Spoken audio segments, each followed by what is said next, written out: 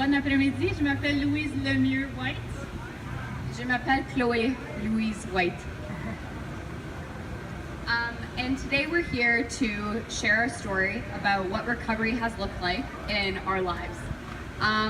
As most of you know, we're here today to celebrate recovery and to talk about recovery and to kind of break the ceiling or the wall that hangs above us that tells us that, mental illness and addiction and alcoholism and these diseases are things that cannot exist when they do exist, and they're very real, and there are people who recover.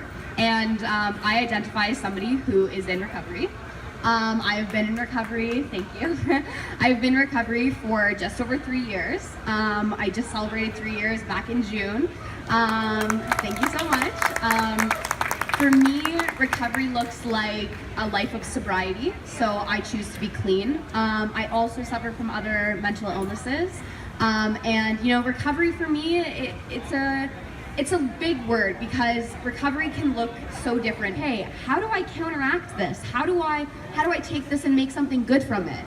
And all of us showing up here today, I want to thank every single one of you because we're all taking a step in the right direction to counteract that stigma and to counteract this idea that these people cannot exist in our world when they do. I exist, I exist, and my mental illness is real. My mental illness exists, my alcoholism exists, but that doesn't mean that I'm hopeless. And I'm here today to say that and to show that and to be someone who clearly identifies without the stigma. So now I kind of want to pass over the mic to my mom, but thank you guys so much.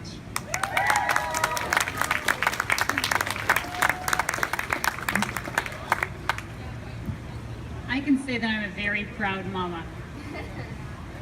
I've heard a lot of themes here today, and one of them is about the stigma and how stigma is a huge barrier for individuals seeking recovery, but also a barrier for families seeking recovery.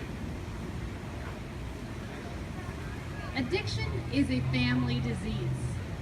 It's not just the individual suffering from addiction who suffers. We know because we've been there. We know how hard it is to find treatment in this country. We know that we feel isolated, we feel judged, we feel shame, and that stops people from seeking the help that they need. And it also stops people from talking about the addiction in your family. If I could ask everybody here today, I know I'm almost preaching to the convicted, but if you just keep talking about the hope for people who suffer from substance use disorder, the hope that recovery is possible, the hope that families have watching their loved one suffering, continue to talk about it.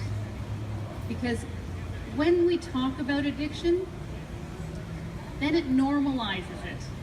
So we talk and somebody else listens, and then somebody else says, hey, I have an uncle, I have a sibling, I had a father, I have an aunt, my grandpa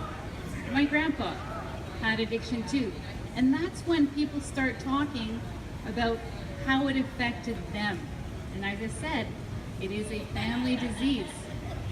If we talk about it, we will break the barriers of stigma and release some of that shame and that judgment, and people will come forward and feel more supported by the community.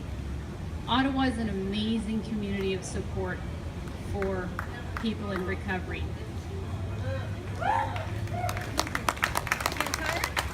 I'm in awe by the people that keep coming. This is my second year here representing our organization. And I'm in awe at the numbers of the people that came through all the tables inside the building. We're hosting or proud sponsors of the Recovery Day Toronto next Saturday, and I sure hope we have the numbers here we have there. So I applaud recovery. I say it is hopeful, it is possible, and families, you're not alone. We're there for each other. Thank you.